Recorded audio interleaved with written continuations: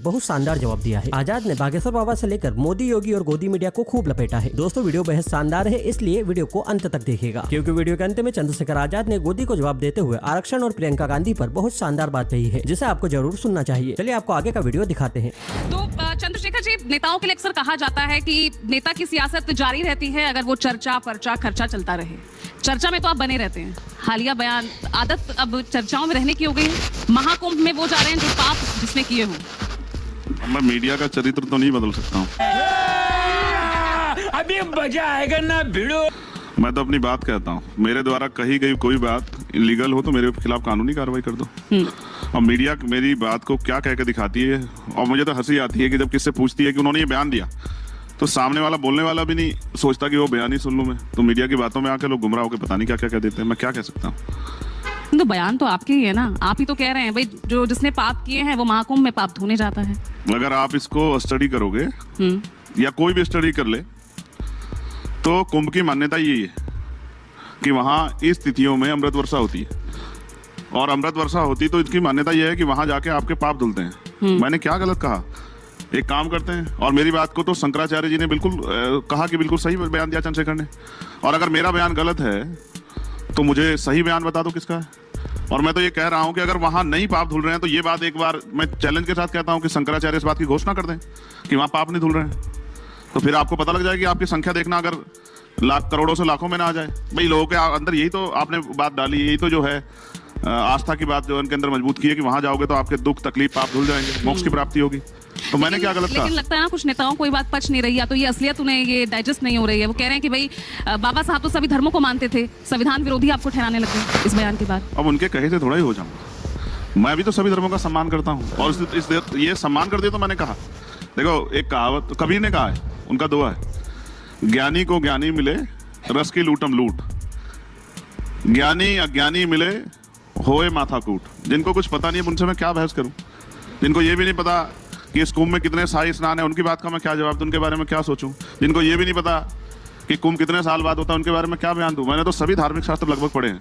उनको पढ़ना चाहिए शिव पुराण, उनको पढ़ना चाहिए भविष्य पुराण, जिसमें इस बात का वर्णन है जब शिव पार्वती से बात करते हैं कि गंगा में जाने से, गंगा में स्नान करने पाप धुलते हैं। तो जो पढ़ते नहीं, मैं उनका क्या करूं? मैं तो वही जो मान्यता है, मैंने जो धर्म गुरुओं से सुना, शंकराचार्यों से सुना। मैं हरिद्वार के पास रहता हूँ। हरिद्वार लोकल के लोग तो नहीं जाते, लेकिन पूरे देश दुनिया के लोग आते हैं वहां।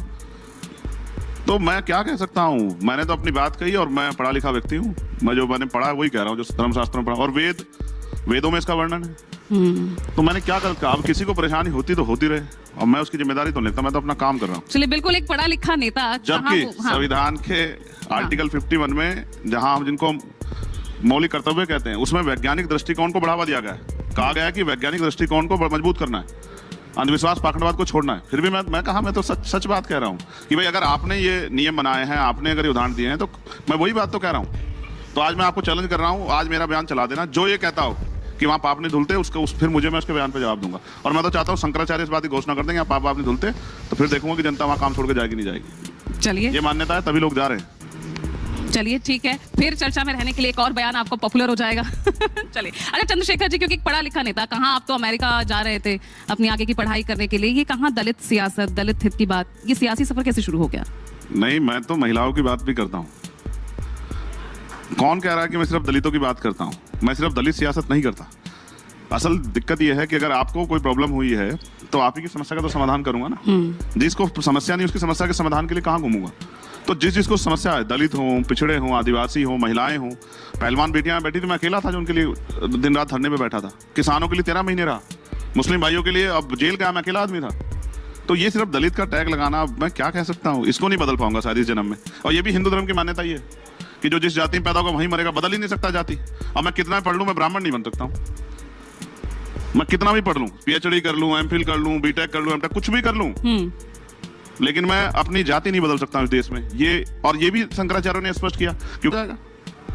जाति तो सच्चाई है सनातन की, ऊंच नीच की भावना सच्चाई है। ये मैं नहीं कह रहा हूं, ये सनातन कह रहा है। पढ़ लो, वर्ण व्यवस्था, जाति व्यवस्था, और कोई पैदा होते छोटा, कोई पैदा होते बड़ा, ये मैं नहीं कह रहा ना, मैंने बनाई है। तो मैं तो एक वकील हूँ। तो राहुल गांधी ठीक कह रहे हैं, यानी पिच सबकी एक है, बस लड़ाई अलग अलग चल रही है। देखो, मैं फिर आपसे कहूंगा,